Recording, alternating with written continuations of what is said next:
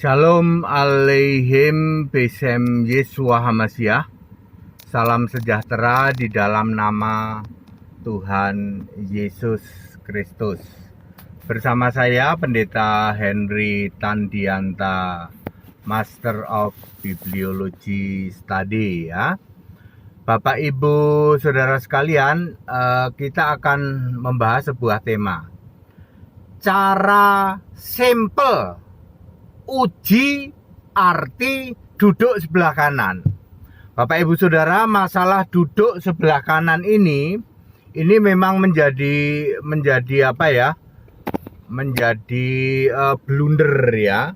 Blunder para pendeta di luar sana, para pendeta dan romo di luar sana begitu blundernya dengan yang namanya duduk di sebelah kanan ya. Bapak Ibu Saudara, termasuk berbagai pendeta yang muter-muter kayak gangsingan ya, muter-muter nggak karu-karuan untuk menjelaskan arti duduk sebelah kanan ya Bapak Ibu Saudara ya. Bahkan ya 90% gereja, 90% pendeta, 90% romo masih meyakini di surga ada dua tahta ya, Yesus di kanan, si Bapa di kiri. Astagfirullah. Ini pendeta dan romo belajar apa Bapak Ibu Saudara ya? Cara sampel uji arti duduk sebelah kanan. Ada sekitar 15 sampai 20 ayat Alkitab Yesus duduk sebelah kanan.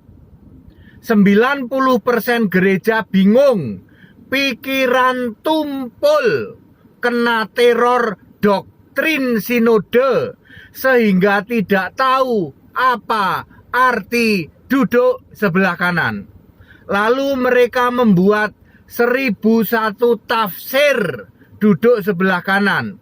Tafsir yang paling mengerikan, tafsir yang paling menggelikan, para bedes pun ketawa adalah tafsir tanpa dasar ayat adalah Yesus duduk di sebelah kanan Bapa. Astagfirullah. Tidak pernah ada Yesus duduk di sebelah kanan Bapa. Ya, tidak pernah ada ya. Ya. Begini cara sampel uji arti duduk sebelah kanan. Dari sekitar 15 sampai 20 ayat tentang duduk sebelah kanan, mari kita cari perkataan langsung Yesus. Dari 15 sampai 20 ayat tentang duduk sebelah kanan itu, kita cari yuk apa perkataan langsung Yesus ya. Perkataan langsung Yesus tentang duduk sebelah kanan hanya ada dalam 3 ayat berikut. Cuman 3 ayat. Dari 15 sampai 20 ayat tentang duduk sebelah kanan, perkataan langsung Yesus itu hanya 3 ayat. 1. Matius 26 ayat 64. Akan tetapi Aku ini Yesus yang manusia ya. Aku berkata kepadamu, mulai sekarang kamu akan melihat Anak Manusia duduk di sebelah kanan yang Maha Kuasa dan datang di atas awan-awan di langit. Ini perkataan langsung Yesus ya. 2. Markus 14 ayat 62. Akulah dia ya. Dan kamu akan melihat Anak Manusia duduk di sebelah kanan yang Maha Kuasa dan datang di tengah-tengah awan-awan di langit. 3. Matius 22 ayat 69. Mulai sekarang Anak Manusia sudah duduk di sebelah kanan Allah yang Maha Kuasa. Ternyata Yesus berkata konsisten di 3 ayat itu. Anak Manusia duduk di sebelah kanan yang Maha Kuasa, yaitu Allah.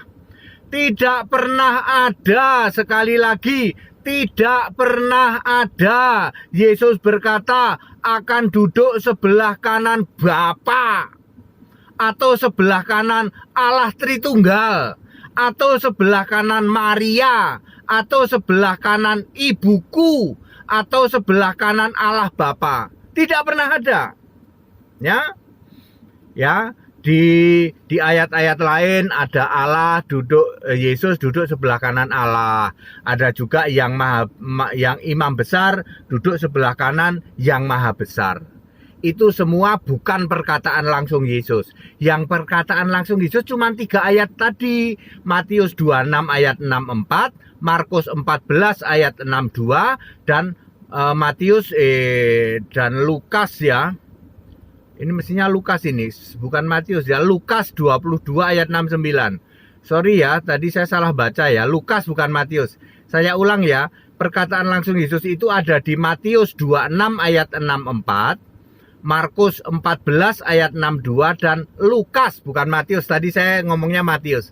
Lukas 22 ayat 69, mulai sekarang anak manusia duduk di sebelah kanan Allah yang maha kuasa. Ternyata dari 3 ayat ini di Matius, Markus, dan Lukas, ternyata bahwa Yesus konsisten, ya toh, konsisten berkata bahwa anak manusia duduk sebelah kanan yang maha kuasa. Mari kita bahas perkataan Yesus itu. Siapakah anak manusia? Anak manusia adalah Yesus dalam keadaan sebagai fisik manusia, ya. Lalu siapakah yang maha kuasa? Jawabannya Wahyu 1 ayat 8. Yang maha kuasa adalah aku, Yesus Tuhan Allah, yang adalah roh. Yang maha kuasa pastilah Allah, pastilah Tuhan, juga Alfa Omega itu. Wahyu 1 ayat 8 kan, aku adalah Alfa Omega, firmanku, firman Tuhan Allah, yang ada, yang sudah ada, yang akan datang, yang maha kuasa. Jadi yang maha kuasa itu siapa? Yesus sendiri, ya. Kesimpulan, arti duduk sebelah kanan adalah berubah dari fisik manusia menjadi roh Allah di surga, Tuhan Allah maha kuasa, Alfa Omega. Very simple dan tidak terbantahkan, tidak bisa dilawan. Tepuk jidat, bandingkan dengan penjelasan para dokter teologi yang muter-muter kayak gangsingan. Misalnya batuk nonong sitik, sorry ya. Ya, kalian ke laut saja, kalian tempatmu bukan di sini, ya. Ya. Dengan mencari tahu 3 perkataan langsung Yesus, yaitu di dalam Matius 26 ayat 64, Markus 14 ayat 62, dan Lukas 22 ayat 69. Ternyata kita tahu ya, kita tahu bahwa ke-12 atau sampai 17 ayat lainnya tentang duduk sebelah kanan otomatis ngikut dengan apa perkataan langsung Yesus, ya, yaitu Yesus berubah dari fisik manusia menjadi roh yang adalah Tuhan Allah maha kuasa, Alfa Omega itu. Shalom pendeta HTD. Bapak Ibu Saudara, dengan tadi ya Lukas 22 ayat 69, kemudian Markus 14 ayat berapa tadi? Ya. Saya takut lupa ini, takut salah baca. Matius 26 ayat 64, Markus 14 ayat 62, kemudian Lukas 22 ayat 69. Itu Yesus konsisten anak manusia duduk di sebelah kanan yang maha kuasa. Anak manusia adalah Yesus fisik manusia. Yang maha kuasa adalah Yesus roh di surga. Jadi Yesus tetap jadi Yesus. Dari fisik berubah jadi roh.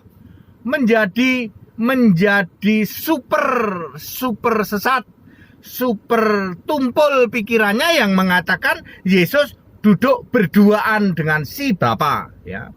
Ya, orang-orang seperti batuk nonong sitik dan sorry, ya toh.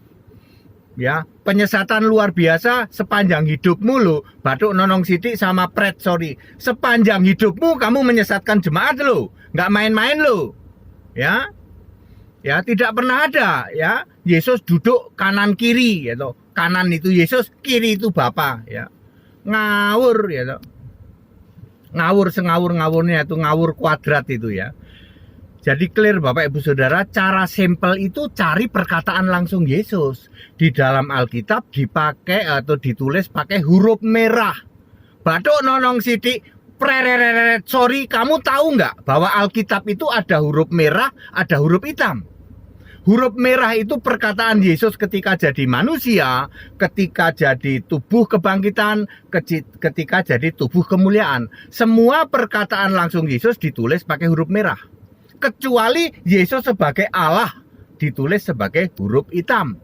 Ya, perkataan Yesus sebagai Allah. Contohnya misalnya, inilah anakku yang kukasih, kepadanya lah aku berkenan. Ya, batuk nonong sidik, prereret, sorry, kamu tahu nggak bahwa itu adalah perkataan Roh Kudus. Roh Kudus itu Yesus. Ngerti nggak? Makanya ditulis pakai huruf hitam. Ya.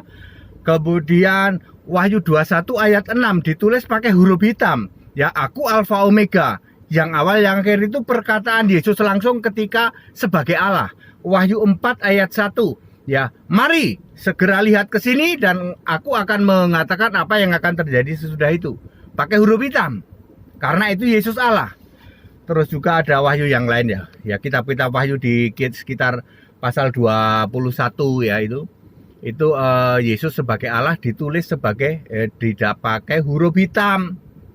Tetapi perkataan Yesus langsung tentang duduk sebelah kanan ada 3 ayat tadi ditulis pakai huruf merah.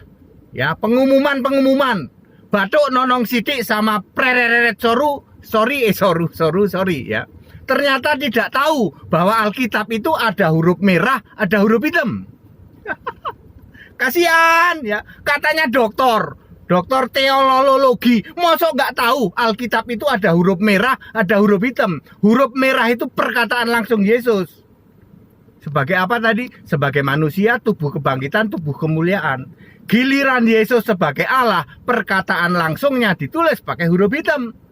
Ya, katanya dokter, batuk nonong sitik, ya no, prereret, sorry, mosok kamu nggak tahu Alkitab ada huruf merah, ada huruf hitam? Kasihan, ya. Makanya ketika menjelaskan Yesus, Yesus duduk di sebelah kanan, arti sebelah kanan muter-muter kayak gangsingan, ya. Kasihan, kadang-kadang saya itu kasihan. Tapi memang tegar tengkok ini ya. Batuk nonong sidik sama pret sorry ini memang tegar tengkok dia. Tegar tengkok dengan pengajaran penyesatannya. Ya, tegar tengkok, betul-betul tegar tengkok ini ya. Ya. Pengepul segala rupa udah nyingkir dia, udah nggak berani dia. Ya, siapa lagi? Pastor jalanan udah nyerah dia. Dagu bewok sudah nyerah. Tinggal 2 ini, batuk nonong sidik sama prereret sorry. Ini tegar tengkok ini orang ini. Ya. Dengan pengajaran ngarang bebas, ya toh. Ngarang bebas ya. Tidak berdasar Alkitab, muter-muter kayak gangsingan. Ya. Jelasin duduk sebelah kanan, muter-muter kayak gangsingan nggak karu-karuan. Bahkan ngaku dokter tapi tidak tahu Alkitab itu ada huruf merah, ada huruf hitam. Kasihan. Ya, saudara-saudara ya. Kadang-kadang saya geli melihat orang-orang kayak seperti ini ya.